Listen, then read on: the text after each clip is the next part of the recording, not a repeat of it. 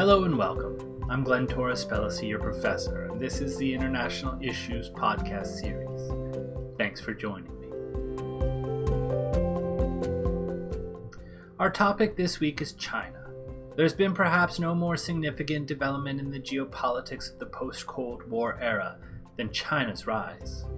With a population of over 1.4 billion, more than 4 times that of the United States, a labor force of nearly 800 million, which itself is 2 times the entire population of the United States, and an annual GDP of over 17 trillion US dollars, second only to the United States. China's economic power and potential is nearly unrivaled in the international community. And China's rise has been meteoric. To give you a sense of the pace at which China has grown, let's look at this graph from the World Bank.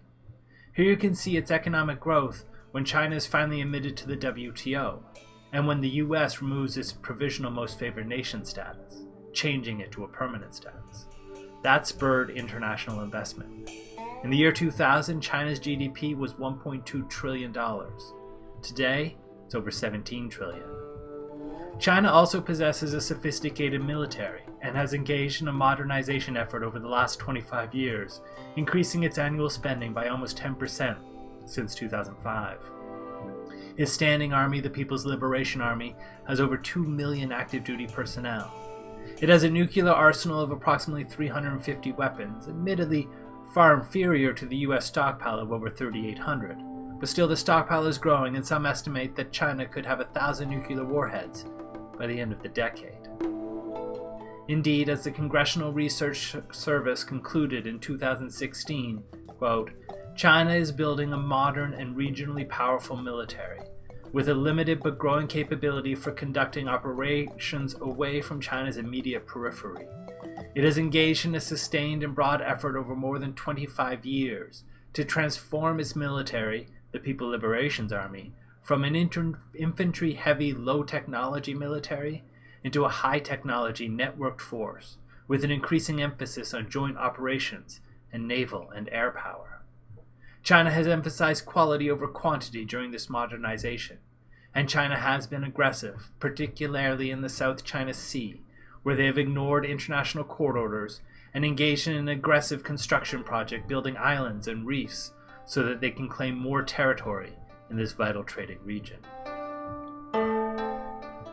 Now, as China's power and global interests inevitably increase, US policy will have to seek to manage that transition, to ensure that it is peaceful, and that China becomes a contributing rather than a destructive member of the international community.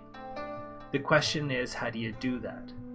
There are many who believe that the conflict inevitably is going to turn violent, if not violent, at least angry.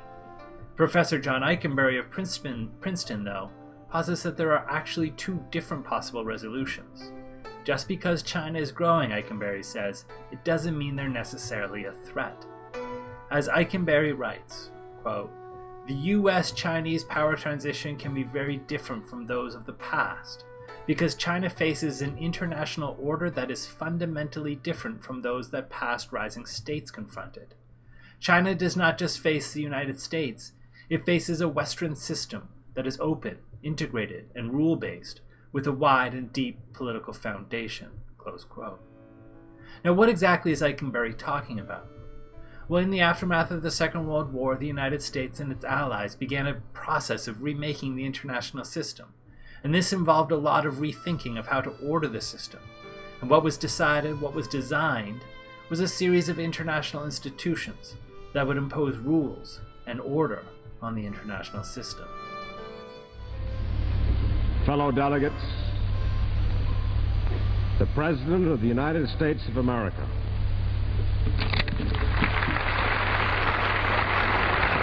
Charter of the United Nations, which you are now signing, is a solid structure upon which we can build for a better world. This new structure of peace is rising upon strong foundations.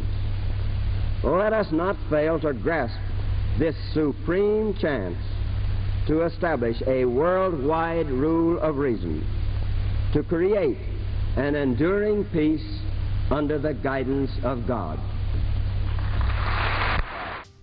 These institutions provide rules for almost every sector of international relations. There is the United Nations for political and security disputes, the World Trade Organization for trade. Banking is covered by the International Monetary Fund and the World Bank. And there's finally a series of international courts, including the International Court of Justice, the International Criminal Court, as well as various regional courts of all kinds that serve as the foundation of the Middle American political order. In the past, when transitions happen, oftentimes the former international institutions were simply wiped off the map. The genius of the American system that was developed in the post-1945 era was that it created international institutions that were not dependent upon one particular state sponsor. Certainly the United States has a primary place in all of these institutions. These institutions have independent legal existences separate and apart from the United States. They were designed to establish rules that essentially entrenched the American ethos into the international system. So the question now for us is, how do we convince China that their own interests are best served by following the same rules of the game? And that is our topic for the week. The risk, of course, is that China remains set on changing the rules that have been established and replacing them with a regime that is more friendly to its authoritarian style of government. So that's it for our very short introductory podcast this week. If you have any questions, please let me know, and I will see you on the discussion boards.